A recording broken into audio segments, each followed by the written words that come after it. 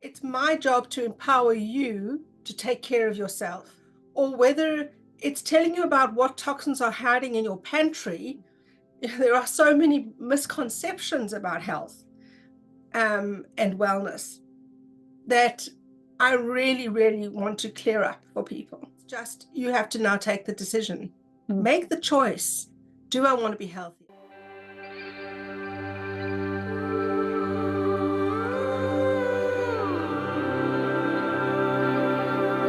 Hello. Welcome to another episode on Soul2Soul podcast. I am very blessed to be joined by Noeline. We met a few years ago through online participation in something we were very passionate about, and through that process, our friendship has grown. Noeline is a qualified brain profiler. She has a lot of knowledge regarding homeopathy and also does the Alexander technique. But today we are going to focus on more the general overall health and the hidden toxins, I guess, that are everywhere. So welcome, Noeline. Please tell us a little bit about yourself and we shall see where this conversation goes today. Okay, hi, Sana. So my journey actually began many, many years ago. I've been working in this industry 38 years. And I was speaking to an Alexander Technique client of mine who said to me, how does all your different modalities link up? And I don't know why, but it was the first time I actually thought about what it was that he was asking. And I said to him, well, actually, it's my job to empower you to take care of yourself. Whether it's through Alexander Technique and teaching you how to use your body, or whether it is explaining to you how your brain operates so that you can cope better in relationships and understand yourself better, or whether it's telling you about what toxins are hiding in your pantry. Every single thing I do is to educate and empower people to take care of themselves.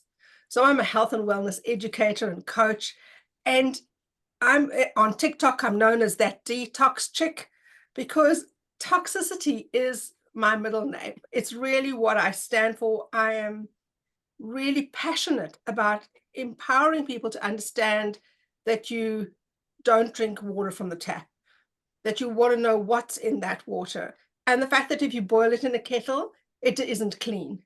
There are so many misconceptions about health and wellness that I really, really want to clear up for people.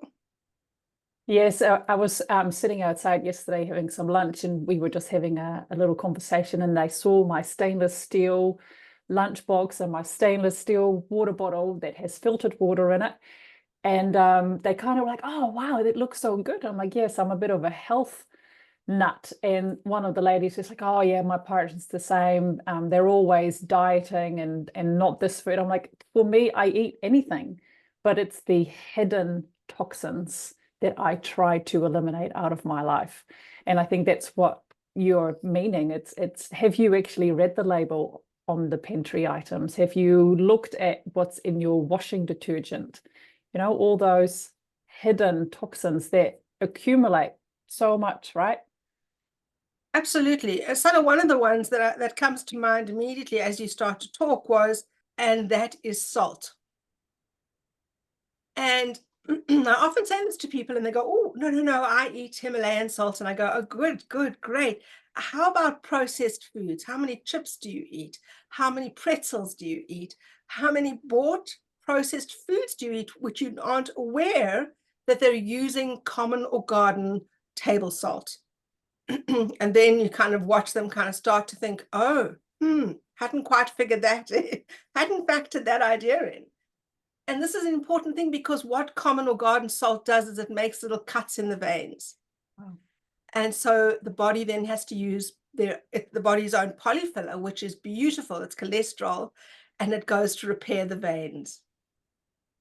Now, if you just keep doing that, of course, the veins are going to start clogging up a little bit. So it pushes up your blood pressure. Mm-hmm. So in fact, blood pressure isn't an issue. Salt is the issue. And Celtic salt is by far the best. But sea salt, Himalayan salt, yay, better than table salt. Okay. And the thing is that people are keen to change the table salt, but don't realize that the table salt is in a myriad of all your bought goods, in all your processed foods. And it's so interesting. So I was peeling the apple that I was preparing for my lunchbox on Monday morning, because I don't have the budget to buy organic food, and my children love apple peel. And so my son was like, "Can I have some?" And I'm like, "No, I'm peeling it because it is not organic. So no, you cannot have it." And my daughter, she was like, "Why don't you buy organic food, Mum?" I'm like, "Because it is too expensive." And she looked at me and she said, "Maybe you should ask the council to make organic food cheaper and non-organic food more expensive, so that everyone can buy organic food." And I just went, "Oh, darling, bless you." I wish. I wish. But if it's just, why did we, many, many, many years ago thought as a society, let's just mass produce and just get all this stuff into people's for the convenience, right? Homemade cookies taste so much better than the store-bought one, but it takes time. And at the moment, with the price of butter, it might actually be more expensive to do your own baking. But aside that, at least it's this flour, it's this butter, it's these organic raisins or whatever you want to put in them. And there is not the stabilizer and the food coloring and the enhancer, this, that, and the other thing. And the normal salt that will be in the cooked chips, right? And it's like we've become such slaves to convenience, and it is killing us silently in the background. Well, Sana, you make the most perfect point. And I often say to people, could we just put an enormous sign in our supermarkets over the normal veggies saying this is doused in arsenic? Would you then buy it? If you read that sign? I'm wondering if you understood that the arsenic is in the pesticides, which is what immobilizes the insects, but it is also immobilizing us. It's the number one cause of headaches. It's the number one cause of stomach irritation and cramping, and all kinds of allergies are actually caused by arsenic. And you're taking an arsenic, my sweetheart, no matter what we do, we're taking it in, because it's the one thing that we absorb in the shower, because it actually goes into our skin. It's small enough to actually be absorbed in the shower. So we're all getting our good dose of arsenic every time we have a shower, unless, of course, you're filtering the water that goes into your house. But you're definitely drinking it in the tap water, because, of course, it goes through into the soil. It washes off our plants and into the soil and into our groundwater. So unless you are really purifying your water, you're really getting a good dose of arsenic every day. And so we have a lot of people who are kind of running under par, but they accept this as the status quo, because they go, well, I'm getting older, so therefore these are running repairs. I hear this every day. Honest to goodness, I do. And I keep saying, no, really, this isn't the way it should be. You should be full of life, full of vitality, full of the joys of life every day. If you actually are aware that you are being poisoned, not only in the air and in the food and in the water, there are many other ways that they are poisoning us. So it is really building an awareness. And I know that it used to be different, and I understand that. When a number of years ago, I used to sell bottled water, and so I used to do laboratory testing of water. And you would honestly, if people knew what was in that tap water, it would make them go gray immediately. You wouldn't believe the toxins that are in there. And so I sold this bottled water, and I'd go into companies, and people would say to me, no, we've been drinking the tap water forever and we're fine. Okay, good. And do you have asthma? Yes, I've got asthma. And do you have eczema? Well, yes, I had eczema as a child. And, and people are not joining the dots. They're not joining the dots that these illnesses actually aren't normal. It's your body's way of trying to get rid of toxins. And I don't know if I can just carry on, because I'm so passionate about this. This leads me on to the next thing. which is because we're talking about water and we're talking about hydration, we don't realize that we actually need salt in our bodies in order to properly hydrate. So that's number one. Number two is that you need to be able to sweat in order to hydrate. And in the meeting I was just in a few minutes ago, we have a beautiful beautician who takes great pride in telling all the people that she injects Botox under your armpits to stop you from being able to sweat. Because just like convenience foods, it's inconvenient to sweat. And so we use antiperspirants and we use Botox under the armpits where our lymphatic system is located to get rid of toxins. And if you don't sweat, you can't get rid of them. Well, I mean, it's one avenue, but it's a big avenue to get rid of them. And just underneath your arm, the next big organ there is the breast tissue. So if the body can't get rid of a toxin, it's going to put it somewhere. And it loves to put it in fatty tissue. And the place we find fatty tissue is the breast tissue, and the brain is full of fatty tissue. So, so we're wondering why we're seeing all these adults with ADHD and all these people with different illnesses. It's not a wonder at all. People are tired. They're listless. They can't motivate themselves. The list is endless, and you can hear I'm way over passionate about this. I know. But it's good. I think it's education, and people are just so kept busy with life that they don't have the brain capacity to even be open to hear what people like yourself and myself are sharing. Again, yesterday we were talking in part of that conversation with the lunchbox, I started talking about, I saw a really interesting stat, you might know it, in the 1950s, so this is about puberty, when puberty starts in boys and girls. In the 1950s, for boys, puberty would start between the ages of 13 and 14, and for girls between 12 and 13. Now, for boys, it's between 10 and 12, and for girls, it's between 8 and 9. And I told them that, and I said, it's the endocrine disruptors that are in your perfume, that are in your deodorant. I'm like, what's wrong with deodorant? I'm like, it has aluminium in it.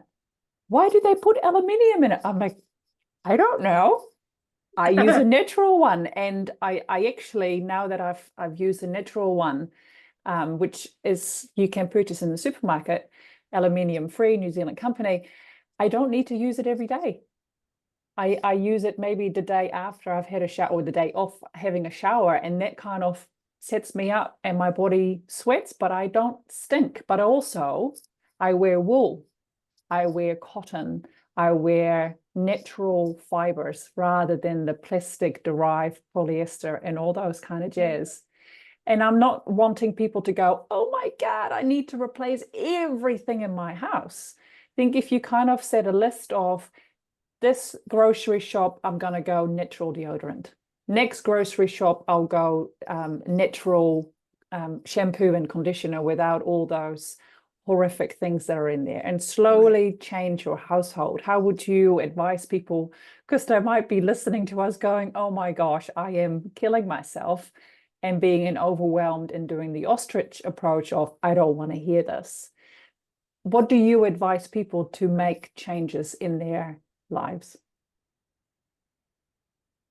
Sana, you are so right. And at the moment, I've got a student who is a pregnant mum, and I'm teaching her how to use homeopathy as first aid. But actually, most of the time, I'm actually just teaching her about healthy food, clean water, and eventually I decided I would just take her shopping, because it became a bit overwhelming. I could see that she was kind of glazing over. And so she photographed. She didn't buy everything. I said, this is better than this one, and this is why. Aluminium actually is an anti-caking agent. And so they use it to stop things from sticking together. So it's in all flour, it's in deodorant, it's in a huge amount of things. Okay. But and oddly enough, you have to, this is going to be very weird, but there are ways that they can use aluminium to also be a caking agent. So it's also in tablets. And so really you can't miss it. You really can't miss it. And toothpaste and stuff like that. Anyway, the point is, I took her shopping, and I think that that made a big difference because I could show her. She has a little girl of 4 who was constantly sick, constantly staying home from school. Should get better and be back sick again the next day. Should get better. And I said, well, look, let's look at what she's eating. And goodness me, it was a train smash. So I went back with her, I took her and I said, let me show you. Here's where we can do things. Let me show you where to shop. Let me show you how to shop. And I know I can't do that with everybody, but I'm happy to do one-on-ones with people and go through your pantry and show you where things are hiding so that next shop you can make another decision. And I don't make money from these companies. I'm not selling soy sauce or any of these. I'm not making money from this. I'm doing it because I want you to make better choices so that you vote with your feet, so that in fact you know what it is that you're doing and you know what it is that you're putting in your body. I think the big thing here is that people need to take responsibility for themselves. I have a sense that people expect that their doctors or the medical system are there to care for them. And the news is out that unfortunately this is not the case. You, in fact, are where the buck stops. I last had an antibiotic 30 years ago when I was pregnant with my daughter and I had pneumonia. And my GP gave me an antibiotic and it gave me thrush in an instant. And I phoned him and shouted at him and said to him, why didn't you tell me to take a probiotic? And he turned to me, my GP, and said, you are responsible for your own health. You know that you need to take a probiotic when you have an antibiotic. You should have done it. That was a bit of a wake-up call. Wow. Yeah, that GP didn't last long. Anywho, not because I didn't love him, I absolutely adored him, but unfortunately he found being on the planet too difficult. But we are needing to learn to be responsible, and it is scary. It is scary to realize, oh my gosh, we're being harmed, and I'm powerless to fix it. I think that really becomes quite frightening. I remember when we lived in South Africa amongst enormous amounts of crime, and we didn't feel like we could get out. We justified to everybody that it was okay, that we were okay with it. We had protected ourselves. We had found ways around it because we knew we couldn't leave. And we felt frightened that we had to stay, so we managed to justify it. And when we put out a notice here where I live in Tapuki that the air is polluted here because of all the spraying of one kind or another and the wood mill, the backlash is monumental.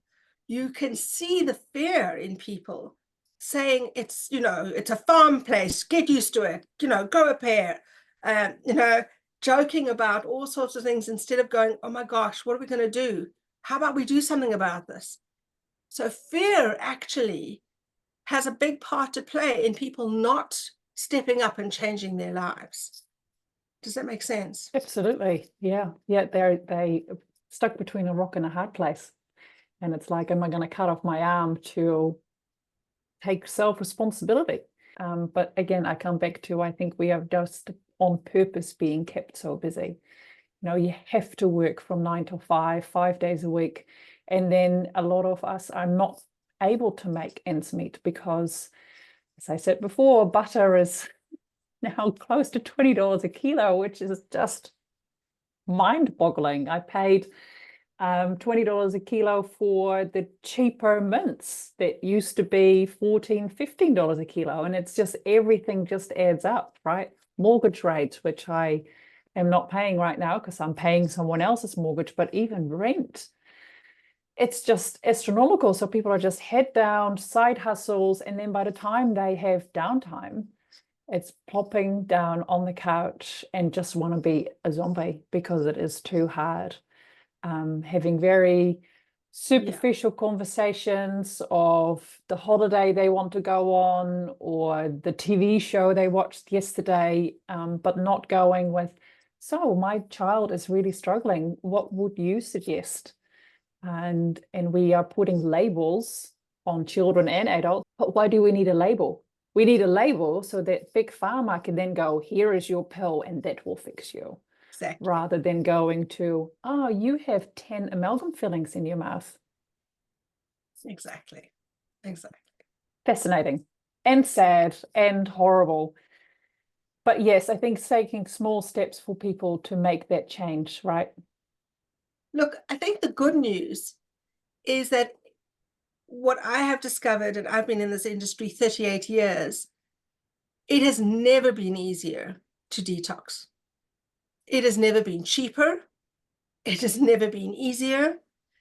It has, for me, that just excites me more than I can even begin to describe, because things have become available for us that literally do the job that we needed to do. So when I was 24, I was diagnosed with an autoimmune disease because I had zero immune system left after 24 years of antibiotics and cortisone for the allergies, and had been on the pill for 5 years. I basically had zero left, absolutely no immune system by age 24. Wow. And that's when I went to visit my first homeopath. And bless her heart, she looked at me and just shook her head as to, how are you still standing? And she took me in hand and she changed my diet, and she put me on a course of macrobiotic cooking to teach me how to cook properly. She really was incredible, and she started to rebuild my system. But it still took me years and years and years to find what the cause of the issue was. And I honestly, by chance or by the grace of God, found myself in a lecture by a doctor in Pretoria, Dr. Albie Ford, and he described how heavy metals actually were causing all these issues. And not only did I have a mouth full of amalgam, and so I was super sensitive to everything. And I literally just spent every day of my life being ill. And I made it my mission at that point to really help people understand this. And I had to go for drips, because at that stage, that was all that was available to get metals out of the body, right? So I had to go and they were expensive as anything.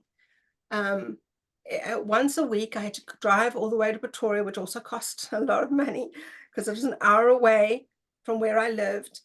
And I used to go for these drips, and I was so frightened of needles, but I forced myself to go and endure so that I could get rid of these heavy metals. And within 10 sessions, my life had changed.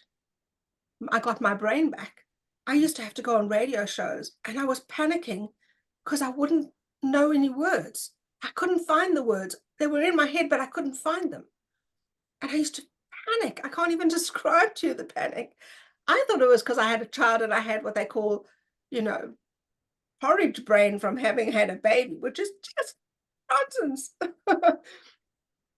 But what I didn't understand is that while I was pregnant, I had tremendous heartburn. And with that, I took a little antacid, which was full of aluminium. So I was adding to the problem all the time without knowing it. And so it was an education process for me to get my health back. Today, my gracious me, you can use little drops like this, EDTA drops, and that takes the heavy metals out of the system. Couldn't be simpler. I mean, you know what I mean? It just couldn't be easier for us today. So that's the good news. The good news is you can make healthy choices. The good news is that you can have clean water. The good news is that you can get the metals out of the body and the parasites. So there isn't anything we can't reverse at this point. It does take money. It does take money. That is the only catch. Yeah. Yes, and time, patience. But it does take money. Mm. And that irks me, because I think we all actually, this is our right to have our health. And it irks me that only some people can have it. Yeah. Yes, and having the education available easily. You know, that GPs, if you have to go on antibiotics, and you know, I'm not saying don't, because you know, we sometimes do need them. I had a appendicitis earlier in the year, and I wasn't going to say no, I'll figure it out myself with some herbs. But it's the doctor then goes, and now also take a good probiotic to go along with it.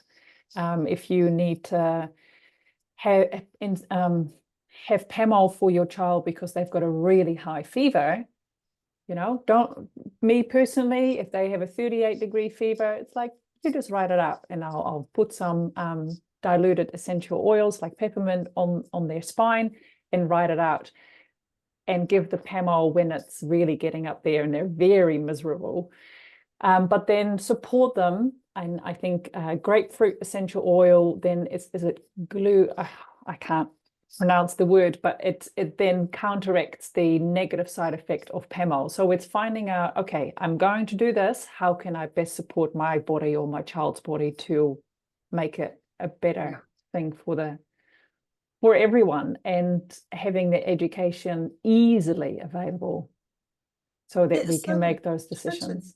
Totally. And I mean, I'm by no means not saying that the medical fraternity shouldn't exist.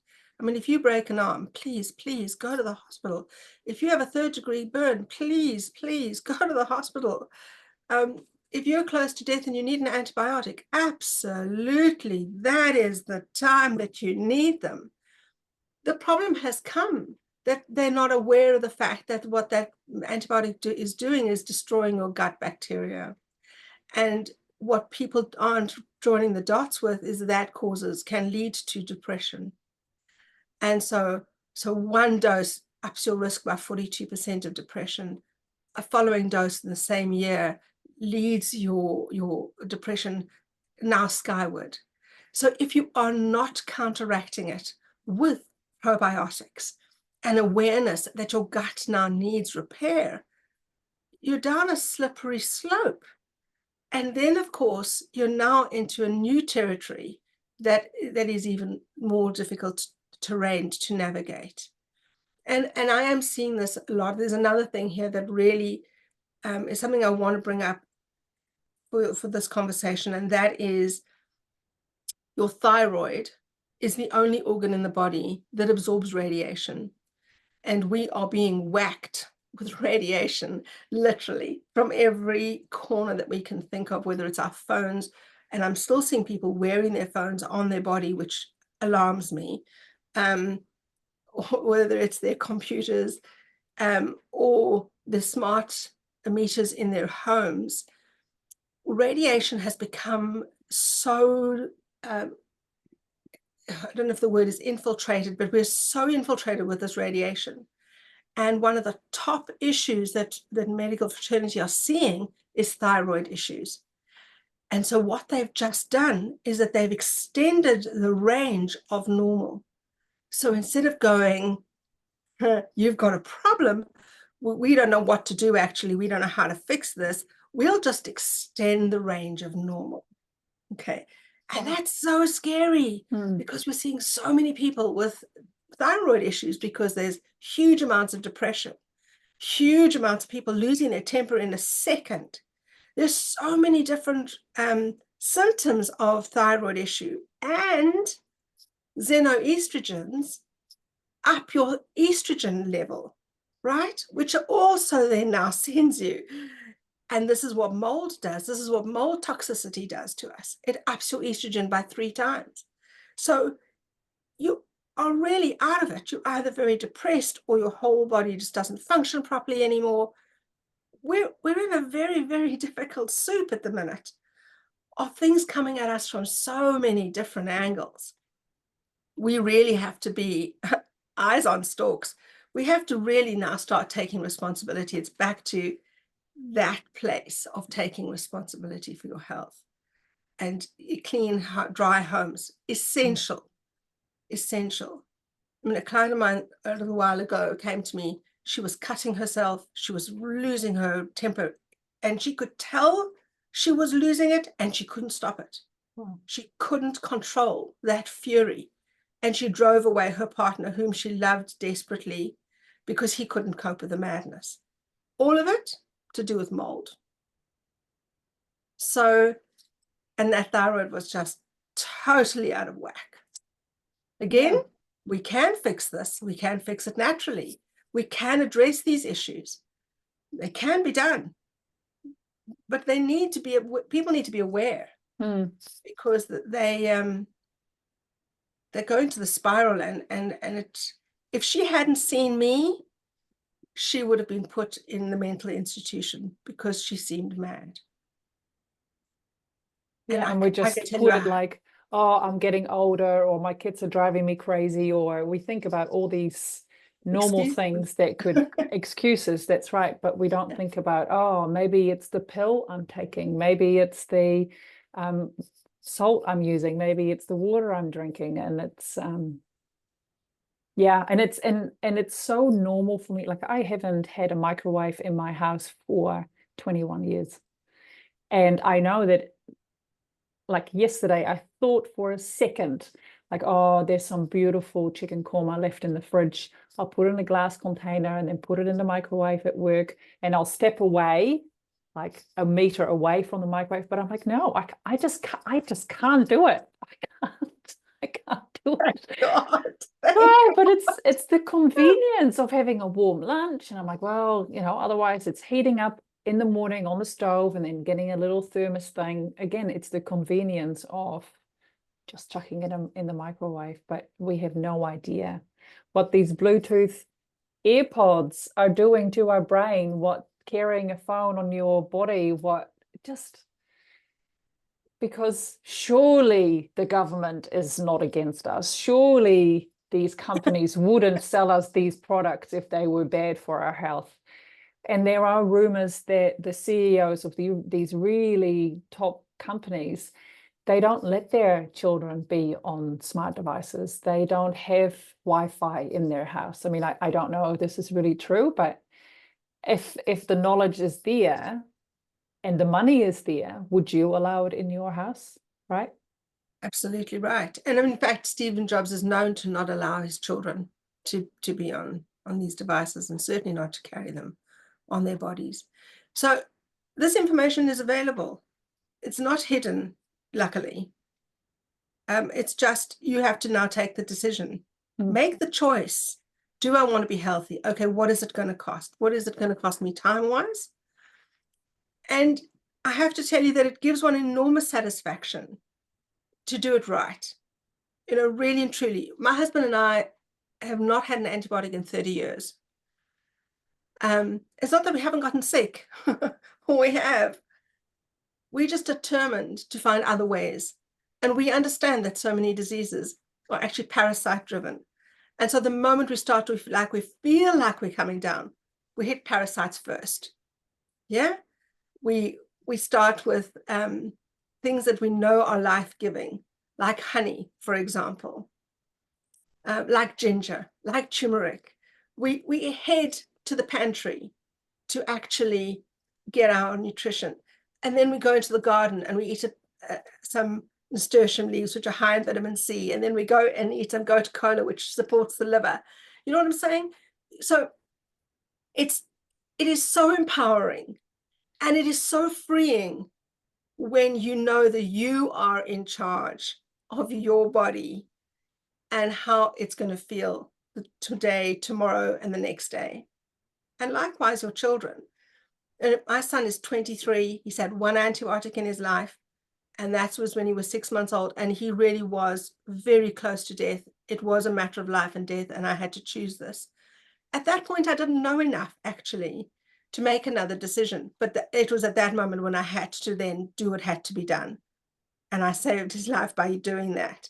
And so I'm not telling people not to do that. There is a moment that's very important to know that you've got to do that. But from that moment on, I realized that I needed to pay more attention. And having children is actually a huge responsibility. You're bringing humans into the world, and it is your responsibility to actually give them what they need to thrive.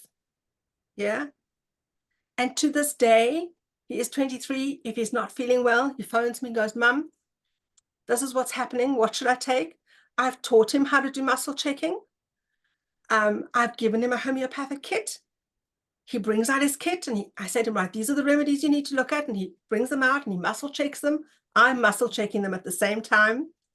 And I'm going, look, this one, I feel this one's good. And he goes, oh, yeah, that's good. That one's testing positive. And so the next day he's right as rain, back to work. And now his girlfriend phones and says, hi, I'm not feeling so well. No problem. Bring out Mark's kit. Let's look and see what you need.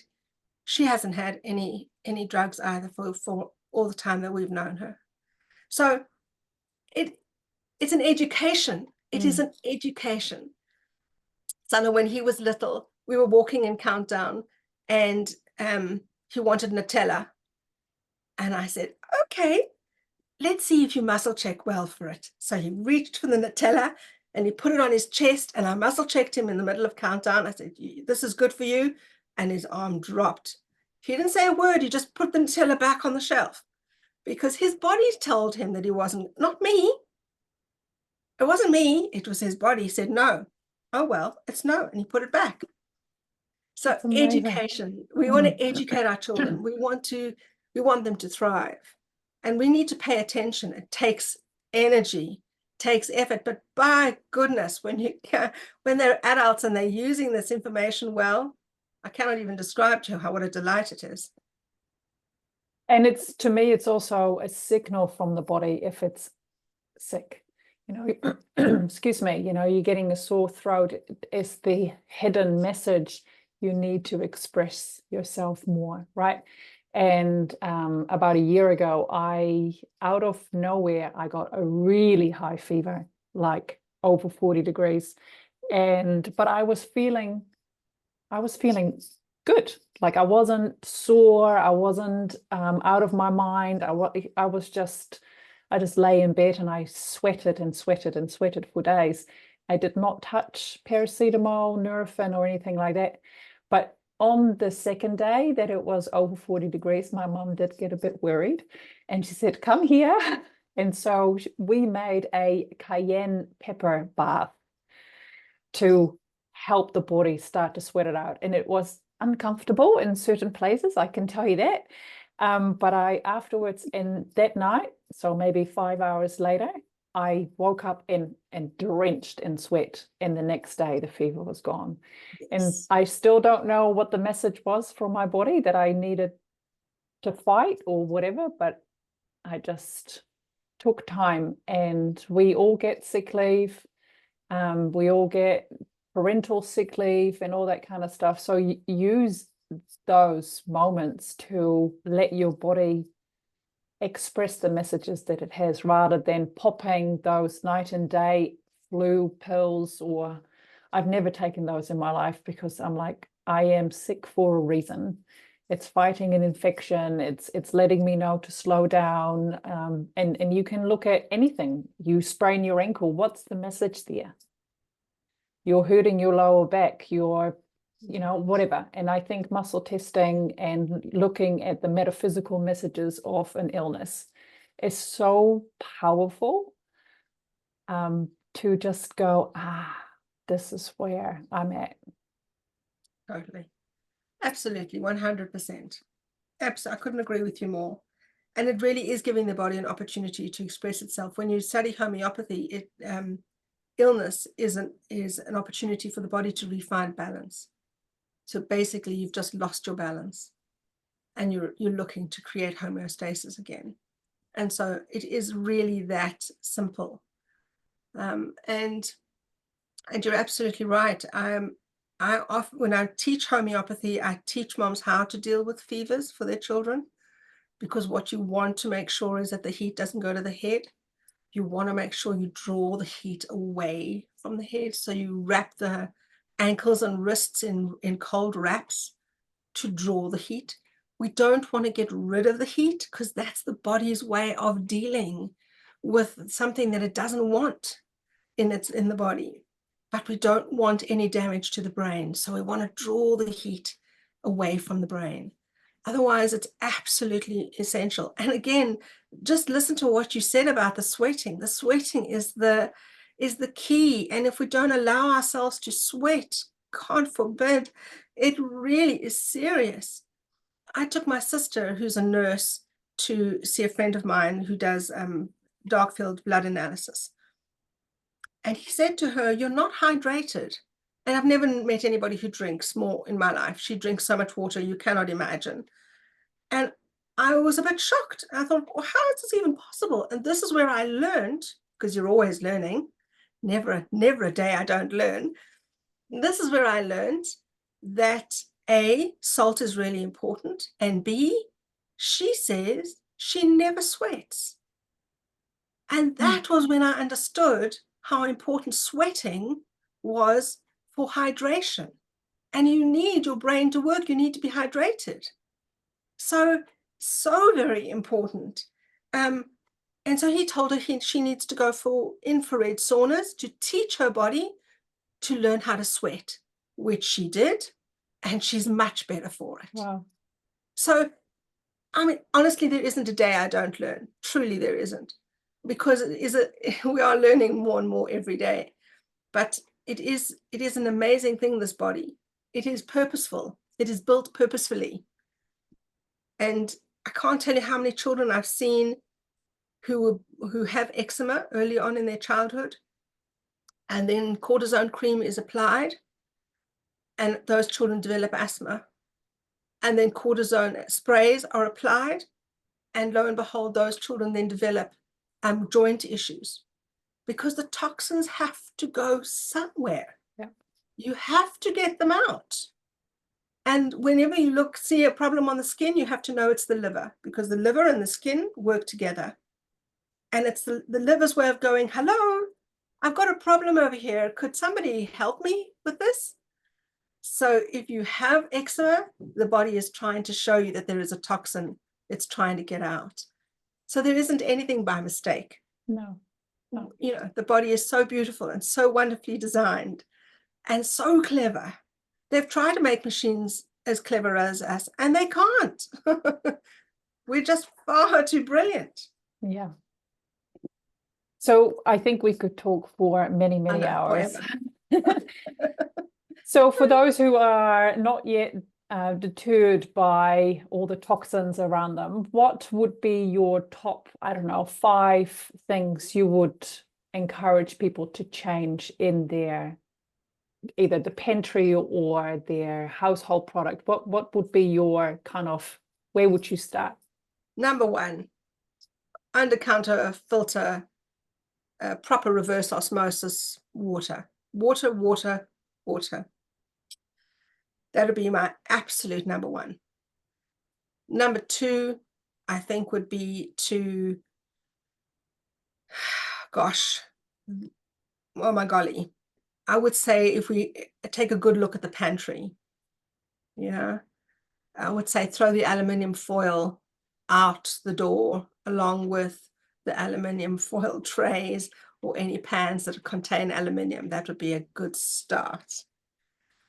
I think number 3 is to start investigating what farms are close to you, because there are usually farms or people who are growing good quality vegetables not far away, and to start some kind of a swap with them.